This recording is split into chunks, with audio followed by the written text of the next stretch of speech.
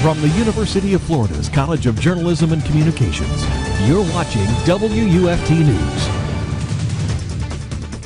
This is a WUFT News update. I'm Landry Ballatin. 2 weeks out from Election Day, a record number of voters have already cast ballots, including 3 million Floridians. NBC's Susan McGinnis has the latest from the campaign trail. Exactly 2 weeks before Election Day, President Trump and rival Joe Biden heading into the final stretch. The president heading to Pennsylvania today and was expected to be accompanied by First Lady Melania Trump, but her office says a persistent cough related to her COVID infection forced her to drop out. Even though COVID has hit close to home, the president counting on his go-to strategy of massive rallies, telling Fox News. There's never been rallies with this kind of love and this kind of numbers. I mean, we're 40,000, 30,000. The president has fallen behind Biden in Pennsylvania, and he's protesting a Supreme Court decision that ballots from that state can be counted up to 3 days after Election Day. Early voting in dozens of states is up 300% from 2016. Wisconsin joining the list today. What's driving you to the poll this election cycle? What isn't? Everything is driving me here today. Biden off the trail to prepare for Thursday's debate in Nashville, relying on ads to carry his message, some aimed at the Latino community. Joe Biden nos permitiría arreglar los daños. After the last debate featured near constant interruptions, the question is, Justice, radical left, will you shut up, man? The Commission on Presidential Debate says it will mute the microphone of the candidate who's not speaking, enforcing the rules both sides agreed to that prohibit interruptions. These people are not good people, this commission. A lot of funny things go on with them. While complaining, the president saying he still plans to attend. Susan McGinnis, NBC News, Washington. Joe Biden's running mate Kamala Harris was in Florida yesterday. The campaign organized a drive-in rally at the Orlando Fairground. Harris also visited Jacksonville to wrap up her Get Out the Vote rally in the Sunshine State. Yesterday was her first campaign day after 2 people on her team tested positive for COVID-19. This election season, Alachua County voters will decide on a proposed amendment to create a county growth management area. WUFT's Marcelo Quadra takes a closer look at what it would mean and why some local businesses are concerned. That's right, the measures have sparked controversy. Some small towns have filed suit and opposition ads are now airing on the radio. I had the chance to speak with a Newberry small business owner today, and Landry, he was not happy about the concept. Among many of the proposed amendments that you will see in this year's election, there's one that many people are not aware of, which would establish an Alachua County growth management area. Designated land in Alachua County would be governed by the county's land development regulations, even if annexed into cities. The philosophy behind this amendment is to protect the green spaces and the environmentally important areas in Alachua County and make sure that we don't develop like some of our neighbors in South Florida. Only certain parcels near existing small towns would be exempt. For the rest, the county would have permanent control. Gainesville City Commissioner Adrian Hayes Santos says he's supportive of this approach. Because it creates areas for every municipality, ample room to grow for the future, but they can't just kind of grow willy-nilly kind of forever in different directions. So it kind of is smart, controlled growth, but still allowing growth to happen. Although Gainesville City Commissioner Hayes Santos says this won't affect local businesses, one owner in Newberry's fruit tree nursery has a different story. It's very frustrating because of everything I've done to get into the city of Newberry to avoid all their permitting process, the people you talk to, the times you have to go downtown and can't find parking. All these little things is just incredibly annoying. Ken Hawes says this county plan doesn't allow room for small businesses to blossom in the outlying towns. Starbucks, Publix, they can jump through the whole hoodles. They have a whole department of lawyers that can bounce through this. Small business doesn't have that kind of deep pockets. Hawes says it means red tape that could prevent him from making a profit off of his persimmons. And several towns have approved resolutions in opposition, and last month the city of Alachua filed a lawsuit challenging the amendment. Just last night, Newberry commissioners voted for public funding for a legal challenge. High Springs could do the same Thursday night. Reporting live in the newsroom, Marcelo Quadra, WUFT News.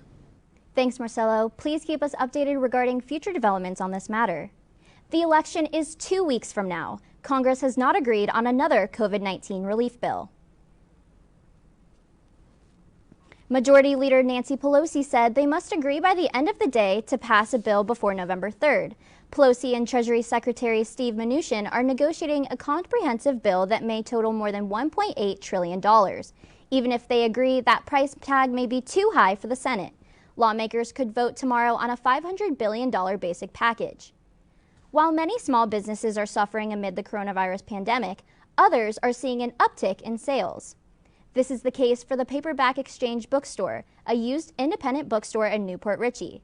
At the beginning of the COVID-19 pandemic, the bookstore's sales dipped. However, the business quickly recovered and is now bringing in about 22% more revenue than usual. The owner says she's had to be innovative in serving her customers. Basically, I got dragged into the 21st century kicking and screaming. I didn't know how to do any of this stuff a month ago, so now I'm doing Zoom meetings and interviews with with authors and doing little book reports and things like that. Other changes to the store include private shopping appointments and personal deliveries. She's also posts videos of the books on Facebook so customers can shop from home. Florida Governor Ron DeSantis says schools will not close again due to the coronavirus pandemic.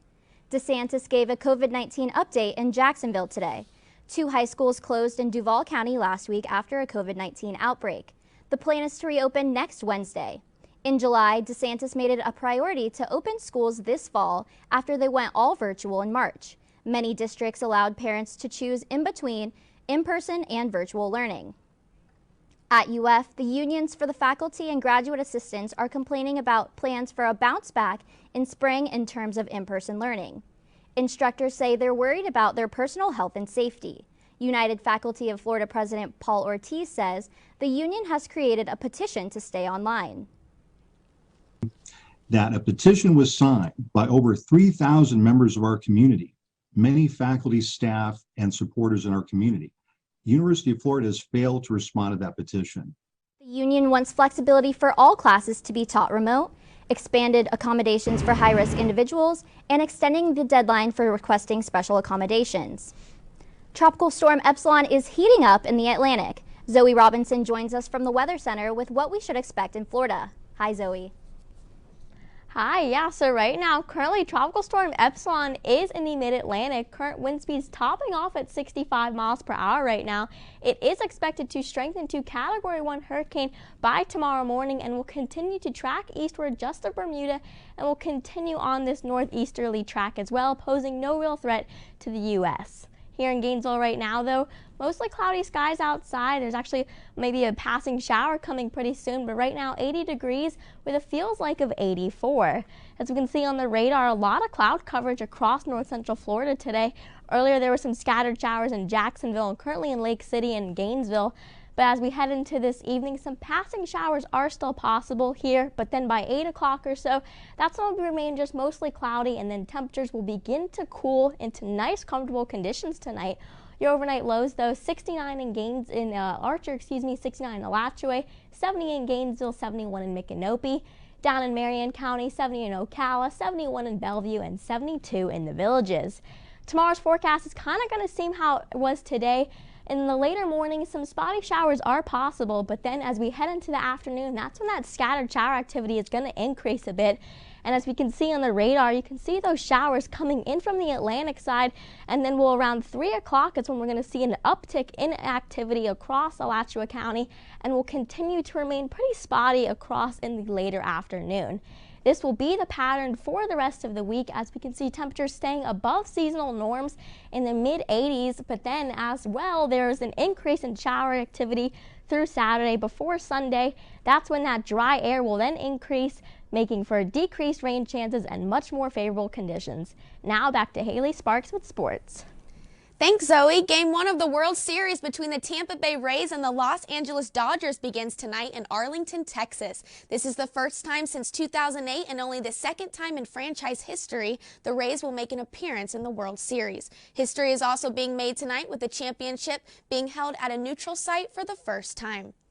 Tyler Glasnow will start on the mound for Tampa Bay tonight. In his first 4 starts this postseason, the pitcher has a 4.66 ERA with 25 strikeouts and almost 20 innings. Meanwhile, Clayton Kershaw, who has struggled in the postseason, will start as Los Angeles pitcher for Game 1. His overall postseason ERA is 4.31, and he has allowed more home runs in the postseason than in the regular season. Former Gator Mike Zunino will also make a starting appearance in Game 1 as Rays catcher tonight. First pitch is set for 8:11 Eastern Time on Fox. It's officially Tua time in Miami. Today, the Miami Dolphins announced that rookie Tua Tagovailoa will be the team's starting quarterback. Ryan Fitzpatrick, who started as the Dolphins quarterback for the past 22 games, will now serve as Tua's backup.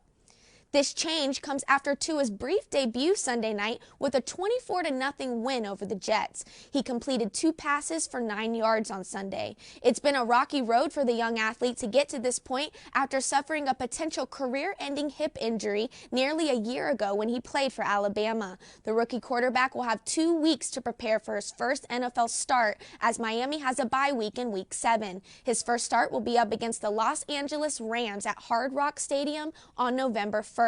Tua is the 22nd quarterback to start for the Dolphins since Hall of Famer Dan Marino retired in 2000.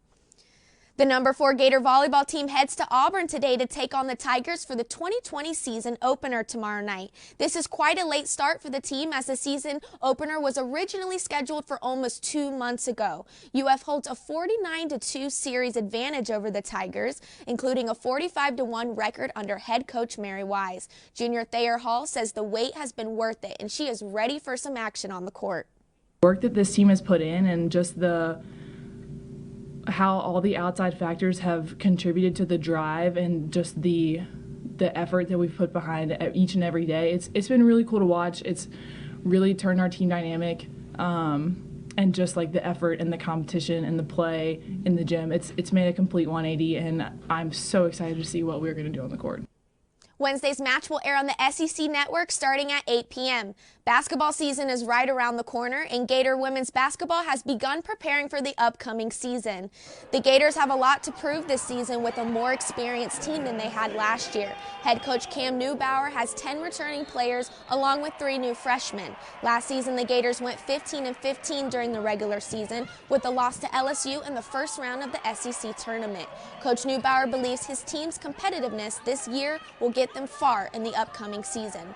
And it's been neat to see the competitive nature that we have day in and day out with a number of new kids, but we also have a lot more players now that want to win. And I think it's taken us a lot of time to get here, and it's something that's been bred from our upperclassmen and just the amount of work that our staff has put in to get the right players in here and the right people. The schedule for women's basketball's upcoming season has not been released yet. That's your Sports with Sparks. Now back to Landry. Thanks, Haley. That's our time for now, but your Florida news is always on at WUFT.org. I'm Landry Ballatin. Have a good night.